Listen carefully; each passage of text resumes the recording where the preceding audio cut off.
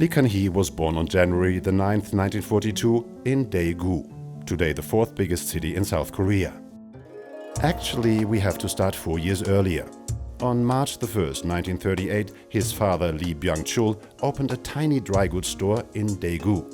He did it with only $25 and he named it Samsung Trading Company, the forerunner for the Samsung Group. By the way, Samsung means 3 stars, which explains the initial corporate logo. There's not much known about Lee's early life. We know that he got a degree in economics from Waseda University in Japan and that he started a master's degree in business in Washington, D.C. without finishing it. Then, in 1966, at 24 years old, Lee joined the Samsung Group. Back then, the company was known outside of South Korea, but only for making cheap televisions. After the death of his father in 1987, Lee took over at Samsung Group and appointed himself as chairman. Lee believed that Samsung was too focused on producing large quantities of low-quality goods, so he famously said, "Change everything except your wife and kids." Lee wanted to drive innovation at the company and catch up with rivals like Sony.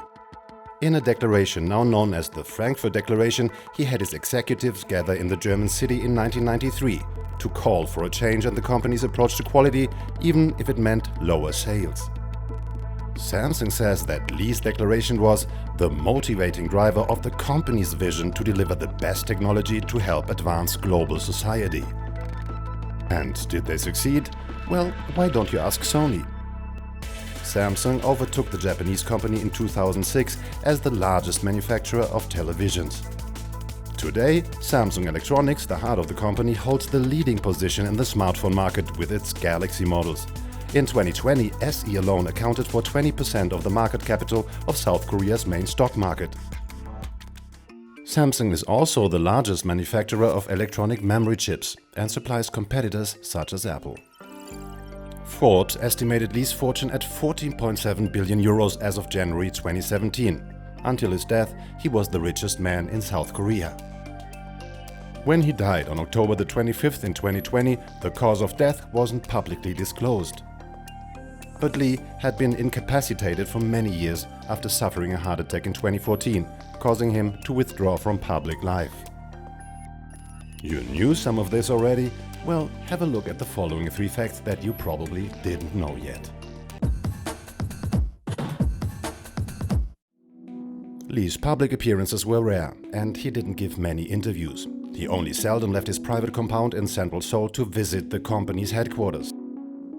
That's how he earned the nickname Hermit King. Lee was an amateur wrestler in his younger years, but he was also a big sports promoter.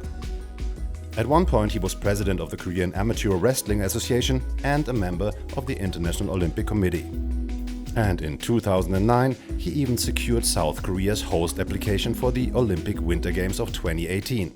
He did it by simply making Samsung one of the top partners of the International Olympic Committee. Lee Kun-hee was the richest man in South Korea, and currently his son and successor at Samsung, Lee Jae-jung, and his daughter Lee Bu-jin are among the 10 richest persons in South Korea. Lee Bu-jin is CEO of Hotel Schiller, one of Seoul's leading hotels and conference centers.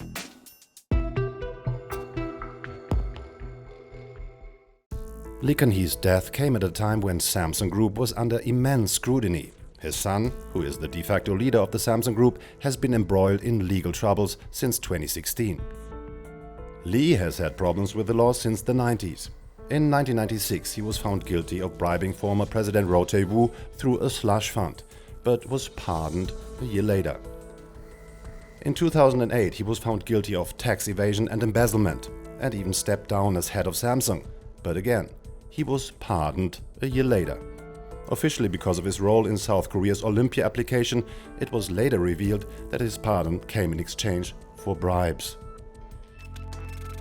Lee made his comeback at Samsung in 2010 and, as you know, continued for 4 more years until his heart attack. What do you think of Lee Kun-hee's story? And which tech titan would you like to know about in our next episode? Let us know in the comments.